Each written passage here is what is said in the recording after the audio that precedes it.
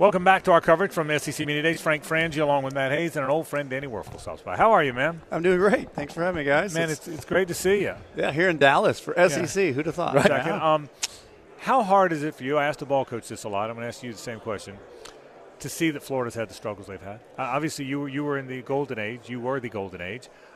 Is it hard for you now?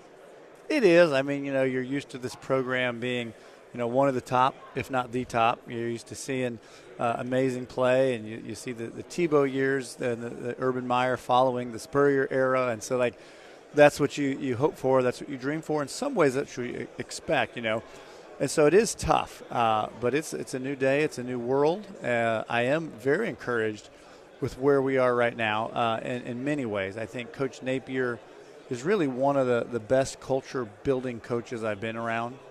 I just briefly stepped in the big room here behind us and heard him pay a tribute to Monty Kiffin. Mm-hmm. And, I just took a quote from him right there that I'm going to use forever. Inheritance is what you leave for someone. Legacy is what you leave in someone. Interesting. And, Coach Napier, I really believe, cares about developing young men, not just winning football games. So I appreciate that. However, you got to win football games. Right. I think they've done a great job on the recruiting trail. I think NIL's made it wonky for everybody in the past few years.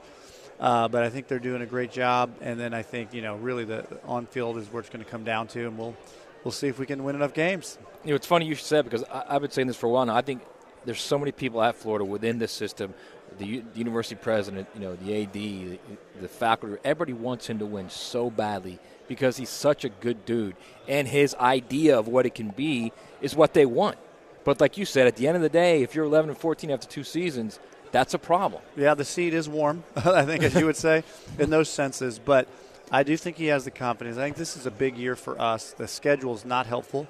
As anyone who follows football knows, it's perhaps one of the toughest schedules, not just this year, but ever maybe. That's arguable. But, I think if we win 8 games this year, that'll be a really successful season, which is hard for Florida Gators to say out loud. But I also like being the underdog. I like that no one thinks much of us. I like that we're kind of written off a little bit. Everybody's talking about all these teams and the new teams that are coming in. So I think it puts us in a unique spot. I love our quarterback situation. Our whole team is deeper, bigger, faster than they were even a year ago. So there's a lot of things that have me very optimistic. Tell me about Graham Mertz. What do you like about him? So first of all, to me, he's a little bit like a relic of the days of the past. He started playing football before there was NIL, right? And you can feel that around him. Even though he transferred, there's also a deep care and passion for the university, which is often not there in players these days. I think, he's, you use the word a true professional in the way he prepares, the way he carries himself, the way he embraces as a team leader. I think he's got all the tools to be amazing. He had an amazing year. I expect another great year. And I think it's an incredible opportunity for DJ Lagway to experience a year with Graham Mertz. DJ, I'm assuming, will play some sparingly, a.k.a.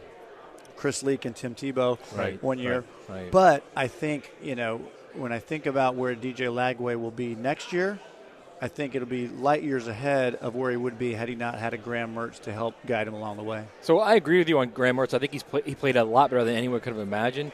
But he doesn't have Ike. He doesn't have Quez. He doesn't have Riedel. That's, I think, going to be a problem. I think Trey Wilson can be a very good player, but that's an area of issue for them, right? The wide receivers? Yeah, I think so. We brought in another one this year that I think late that's going to be very, very helpful as well. I think, I may be a little bit biased, but he also, doesn't have Steve Spurrier. Right, and that too. I mean, he was just such a ahead of his times in what he was doing there. But I do think that in the third year with Napier, I think so much of his concept for football, it really revolves around the lineman and being able to run the ball. And once that can happen, there's a lot of other things that can happen. Right. And that's just, it's not been as effective or consistent as we needed it to be, and I think this year is going to be different. Danny, let me ask you this. The Alabama, will people tell you, the great years of Bear Bryant were unbelievable, but, man, they made everything hard after. They just really did. When you won 4 SEC titles, a national title, played in a national title game, and won a Heisman Trophy in 4 freaking years. That's astounding. And in all Steve's 12 years, Urban came along and won 2 titles in 3 years. I almost think the bar is so high, and this isn't just a Florida thing. I'm using Florida as an example because we're all kind of Florida people. But the bar is so high in the expectation, it almost makes it not impossible, but really hard to reach for the next generation and generation. Do you see it that way? I do. I mean, I think the greatest thing Spurrier and Urban Meyer did for Florida was what they did by bringing in these championships. The worst thing they did for Florida was they brought on this level of success that is almost unparalleled. I was thinking the other day, in my 4 years at Florida, we lost 2 SEC games, both to Auburn. 2. So we never lost to Alabama, LSU, Tennessee, Georgia, name any of them. Like, we never lost in 4 years, and that was the world we lived in. Well, I mean, that's not the real world these days. And so I think that the expectations, you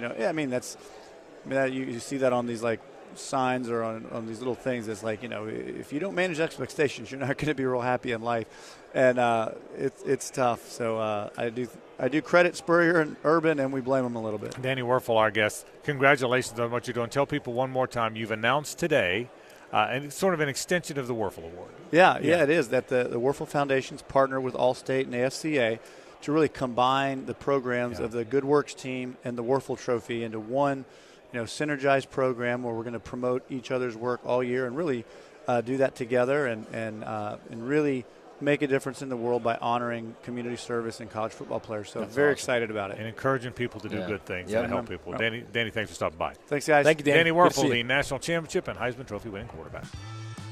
Hey, Mia here, and thanks so much for watching 1010XL's coverage of the 2024 SEC Media Days, brought to you by Instant Keys. If you're looking for even more college football content this fall, be sure to subscribe to our 1010XL Gators, 1010XL Seminoles channels.